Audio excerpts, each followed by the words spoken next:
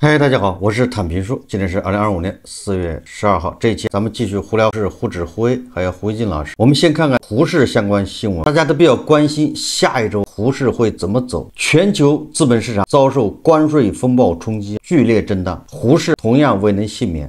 上一周这个胡适先是大跌，后面连涨4天，当然了，那都有赖于国家队公然的大力救市，各个部门协同起来力挺，所以胡适才反弹了200点。但是这种现象，这种做法，下一周会不会继续？有没有持续的可能？大家自己要判断。在我看来，下周胡适冲高回落的可能性比较大。在消息面不明确以及贸易战形势不断恶化的情况下，国家队的子弹也不是无限的，所以需要留意防范风险。经济学家洪浩他说，先不要着急去抄底，什么都不知道，只是胆子大，不能成为你冲进去的理由。他建议在下跌时可以先不要着急去抄底，你什么都不知道，只是胆子大，不能成为你冲进去的理由。你要这样想，你知道什么别人不知道的？除了胆子比别人大，你有什么是比别人更胜一筹的？这个洪浩建议你自己问问自己这俩问题，说投资是为了赚钱，而不是比谁胆子大。既然你并没有比别人高一筹的消息，仅仅是因为胆大，那我觉得就不用着急了。总之，抄底需谨慎。我们再看看胡适，还有一些奇葩的现象，奇葩公司。你比如说，有一家胡适的上市公司，3月份卖出了活畜6头，大概6头牛，跟去年3月份相比，减少了99.1%。这家公司是哪家公司？一家上市公司一个月只卖了6头牛，它就是 ST 天山。ST 天山公告，2025年3月，公司销售活畜6头，销售收入8.92万元。没错，一定是牛，保不齐也是马恐怕比这贵，相当于一共是15000一头，大概就是牛。公司整个3月就卖了6头牛，环比变动分别为100%和100%，同比变动分别为负的99%、负的98%。由于公司面临资金压力，决定收缩上游养殖业务，待资金状况改善后再实时扩大养殖规模。你说你这个天山作为一家上市公司，咱也别说跟别的上市公司比了，你就跟河南的那个赵昭比一比，对吧？人家是个大学生到农村养牛，人家养了4000头，你一个上市公司合着3月份说只卖6头牛，那够谁用的？你说还有那么多股民，多少万股民买了他的股票，你等着分啥？离谱不离谱？就是说胡适里面居然是这样的公司在里面，你怎么跟美国人打这个贸易战？还有一家奇葩公司，它是这个明星企业算力股，动不动只要炒人工智能、炒算力，那它马上就涨停。这是一家钢铁企业，也是胡适的奇葩呀，它就是大名鼎鼎的杭钢股份。4月11号，杭钢股份公告，2024年营业收入636亿元，同比增长14%，归属于上市公司股东的净亏损6.28亿元，去年同期净利润1.82亿元。公司2024年拟不进行利润分配或公积金转赠股本，也就是这么一个大牛股，算力股居然亏损6.3亿，比上一年又多亏4个多亿。我也不知道这些炒这个算力股的这些股民，这些金融投资者到底看什么东西在炒。我们再看看这个国家队，因为大家都比较关心国家队社保基金到底买了什么股票。华夏时报报道说，国家队仓位曝光，社保基金增持华润双鹤、巨星农牧、新晋科创、高端制造。随着 A 股上市公司2024年年报陆续披露，社保基金的持仓动向成为市场焦点。万德数据显示截至2024年末，社保基金共现身184家 A 股公司前10大流通股股东名单，持仓总市值超1000亿元，其中华润双鹤、巨星农牧、永兴材料等公司获社保基金较大幅度增持，而部分高估值或周期波动较大的标的则遭减持。实在不行就跟着社保基金炒吧，社保基金去年进了这些公司，看一看这些公司股价涨了多少，如果涨得不多，没怎么涨，对吧？那你就闭着眼买吧，反正社保基金是不会亏的。当然了，如果说这个股票已经涨了不少了，涨了30%了，你还是考虑一下吧。你这个时候进去，说不定是接盘去了。刚才是社保基金，那我们再看看这个券商都持有哪些股票。这个是新浪证券报道说，229亿持股浮出水面，券商4季度重仓股换血，化工、硬件成新宠，高股息策略略成制胜法宝。2024年4季度券商重仓股的调仓动向成为市场焦点。随着上市公司年报陆续披露，券商持仓版图逐渐清晰。截至2024年末，28家券商合计持有106只重仓股，持仓市值达229.5亿元，其中4季度新进61只个股，增持16只，减持27只。这场去旧迎新的调仓大戏，不仅折射出券商的投资逻辑，更透露出2025年 A 股市场的风向标。万德数据显示截至4月11日，106只个股的前10大流通股股东中出现券商身影，持仓数量合计14.66亿股。从持仓市值看，中信证券以27只重仓股，持仓市值超50亿元，稳居榜首。中金公司19只，中信建投12只，紧随其后。从行业上看，化工是13只，硬件设备9只，有色金属8只，交通运输8只，成为券商重仓的4大领域。你看这个券商持股和这个社保基金好像不太一样，他们是小心翼翼的避开，各有各的领域，谁也不想给谁抬轿子。这是胡适的一个情况。总体上我还是那句话，珍惜逃命的机会，因为这个特不靠谱，你不知道他接下来要干什么。这个不管怎么说，对咱们影响还是非常大的。我们看看美股，说当地时间周五，美股3大指数全线走低，投资者正在离开美国。尽管美国宣布部分对等关税计划延迟后，这一消息一度引发美国股市和债市的强劲反弹，但这种乐观情绪2个交易日已经迅速消退。根据美国新闻报道，明尼阿波利斯联储主席卡什卡利称，最近市场趋势显示，投资者正在离开美国。最近几天，随着美国国债收益率上升，美元对全球货币贬值。他进一步分析，美联储或财政部介入应该是不情愿的，应该只在真正需要的时候才会出手。这个桥水基金创始人达里欧当地时间周四表示，值得关注的是美元走弱，以及30年期美国国债与10年期美债的利差变大，这可能反映出投资者是否开始远离那些长期以来被视为最安全的资产，也就是美债。他说，我最担心的其实是债务的基本供需问题。说通俗点，就是美债还有谁会来买？如果遭到抛售，这个美债流动性显著恶化。对美债大规模的抛售显示出市场对美元资产的信心正在坍塌，美债波动性指标已升至2023年10月以来最高水平。摩根大通表示，市场深度，也就是这个衡量市场在价格不发生重大变化的情况下吸收大额交易的能力的指标，本周显著恶化。这意味着即使是小额交易也会对收益率产生重大影响。特朗普反复无常的关税政策引发投资者对美国资产的大幅撤离。本周美债市场遭遇了史诗级的抛售，10年期美债收益率上涨近50个基点，创下2001年以来，也就是24年以来最大涨幅。30年期美债收益率本周更是上涨44个基点，表明市场对长期债券的需求急剧下滑。这使得美债市场本周遭遇了自2019年美国金融体系动荡迫使美联储采取行动以来最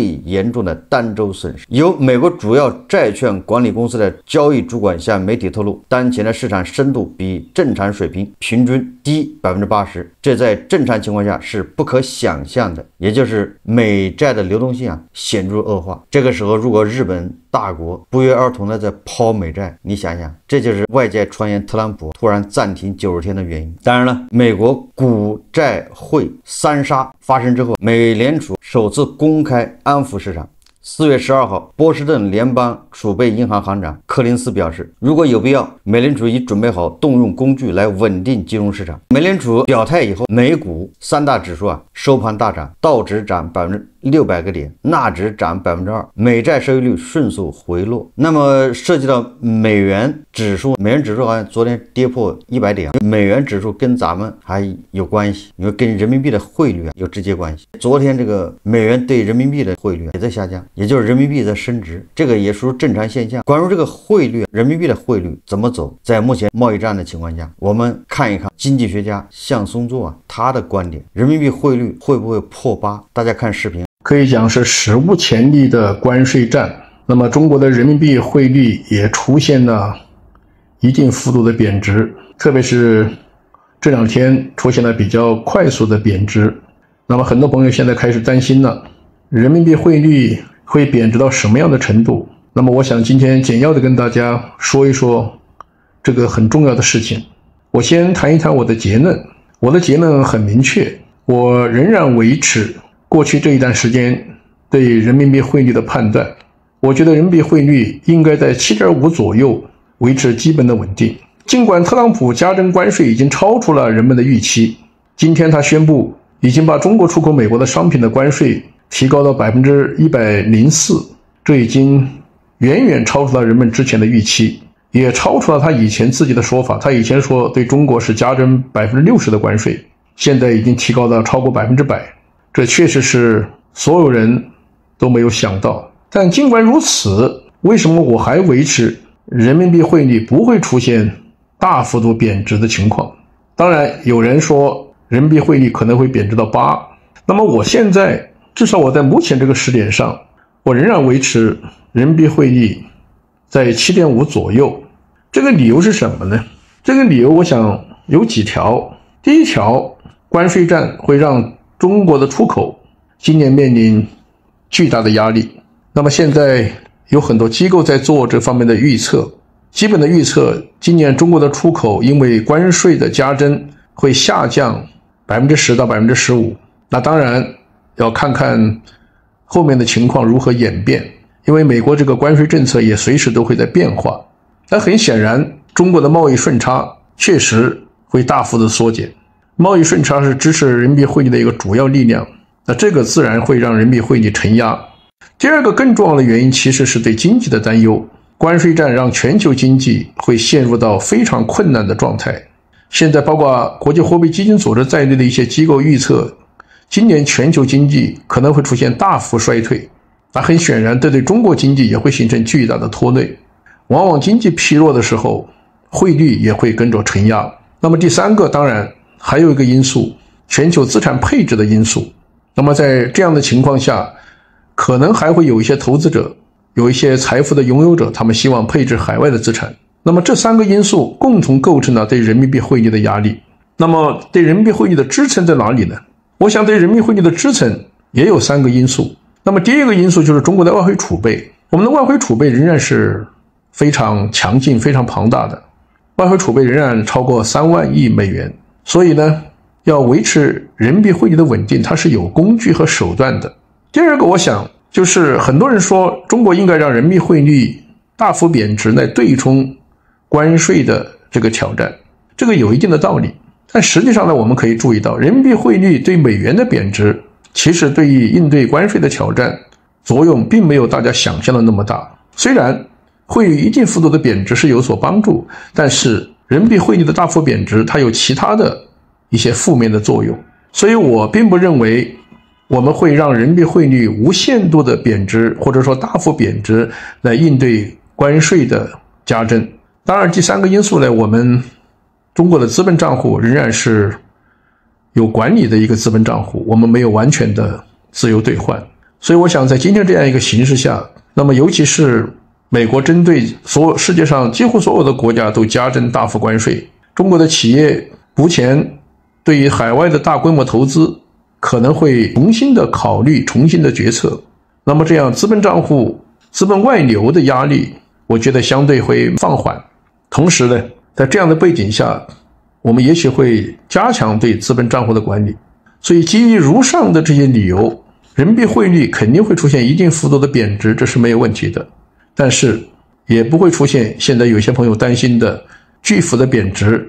我认为人民币汇率还会维持一个相对的稳定，所以大家也没必要恐慌。当然这个是专家的一家之言，也是参考。这个美元指数它自身它有上涨或者下跌的这种可能，但是人民币它也有自身贬值或者是升值的这种压力。如果美元指数走低，很有可能导致人民币更要快速的贬值，以此来刺激外贸。所以我认为对咱们经济好的一个现象就是美元在涨，也就是美元指数在涨的前提下，咱们人民币贬值，那么咱们实际上对其他国家的货币来说贬的不多，甚至至没有贬值，因为美元指数在涨嘛，咱们只是跟美元指数美元去贬。如果美元贬，美元自己在贬值，我们在它基础上再贬值，那是不是损失更大？最后我们再看看这个胡锦老师最近虽然被特朗普给气着了，但是他百忙之中还是关心了一下民生问题啊，也就是河北三河啊，突然下令对红、蓝、黑这3种颜色进行封杀。这个事情前几天就在网上就有了，但是好像没有报，也上了热搜，但是讨论的少。昨天也不知道什么原因，一下突然就全网爆火，大家都在声讨三河这个地方营商环境恶劣。我们看胡锡进怎么说的，胡锡进说诚恳希望三河驱逐红蓝黑广告招牌，这样基层政府滥施权力的情况越少越好。我们正面对美国关税战所代表的严峻外部挑战，做好自己的事情，充分释放内部活力，已是我们必须做好的长期内功。靠严管和侵犯商户权利搞规范带不来新就业、新消费以及新增长，他们就是瞎折腾，是形式主义的过分雕琢。三河这样干传递的信息显然不是经济的释放、宽松、搞活。事情曝光的网上只会迎来困惑、叹息，出现这么个符号，对民营经济和社会公众的信心提升一点好处都没有。说少数思想没有跟上的官员真的需要认真领悟国家政策的大取向，把准工作的用力方向，否则手中权力又那么大，一任性就可能搞出三河这样的事情，落入负面舆论焦点。如果就是搞不太清楚该怎么办，那么对商家们都好一点，对辖区的老百姓更好一点。有什么事多考虑一下群众愿意不愿意，大家都反对就谨慎些，不行就先放一放，不要什么都想管，多给市场一些自主发展的空间，总是不会错的。说通俗一点，就是胡锡进提倡明哲保身，叫无为。说南方为什么发展的好，其中一个重要原因就是政府对市场的微观活动管得少，民营经济不被打扰的自主空间更大。这最后还是那句话，战胜美国的战略打压需要我们活跃经济、扩大市场、真刀真枪的实际。我们没有功夫拿形式主义的东西不断把玩自娱自乐了，我们需要朝着壮大中国实力和帮助贸易战受损群体的方向做实事，只争朝夕。首先，这胡锡进老师也对三河的红蓝黑这个事件做了评论。你看他这个评论是落入什么？落入一个是叫形式主义，实际上是什么？实际上是我认为这次贸易战互怼，就是大国对特朗普这个小集团立马就施以对等报复。这个损失肯定是有，但是不全是损失，它也有好处在哪？如果这个时候以此为契机，我们以前习惯把这个手电筒照别人、照美国，把一切都是美帝的错，一切都是西方的错。如果这一次通过这个机会，大家都知道了，反正西方就那样了，你错不错，反正人家就不跟你玩了。咱们要刺激消费了，要拉动内需了。那好，咱们把总是照别人的手电筒拿来照照自己，看看自己有没有提高的地方。你这么一照，在照自己的时候，大家都形成一个共识，我们要促进消费，你就必须提供更好的营商环境，得想办法让韭菜、让老百姓、让小商户能赚点钱，你就不能再去折腾他们。如果大家都形成这样的共识，拿着手电筒开始自己找原因，这个不就是个好事吗？咱们叫苦练内功，打铁还需自身硬。那如果都这样干，那像三河这种封杀红蓝黑广告牌这种事情，它就不会发生。那大家都盯着的，从舆论就要求要创造一个良好的这种营商环境，对这些商户能不骚扰就不要去骚扰，让人家自主经营。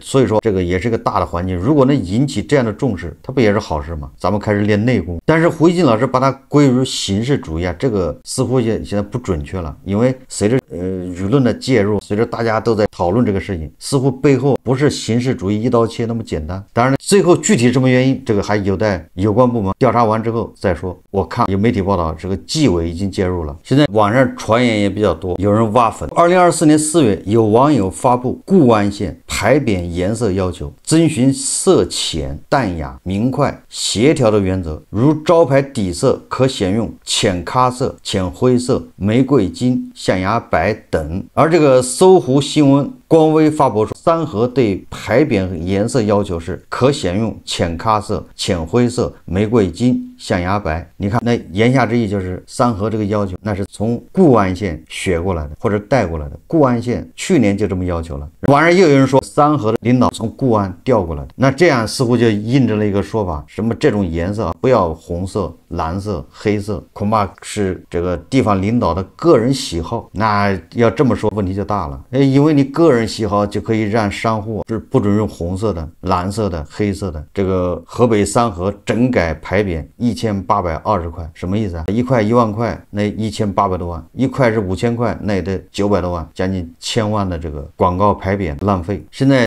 实体经济小商户赚钱多难啊！所以说有关部门就是纪委一定要尽快查个水落石出。显然已经不能用胡一静老师说的形式主义来解释了。好，这期节目我们就聊到这里，感谢大家收看。如果喜欢我的节目，欢迎订阅、转发，也可以在下方留言评论。谢谢大家。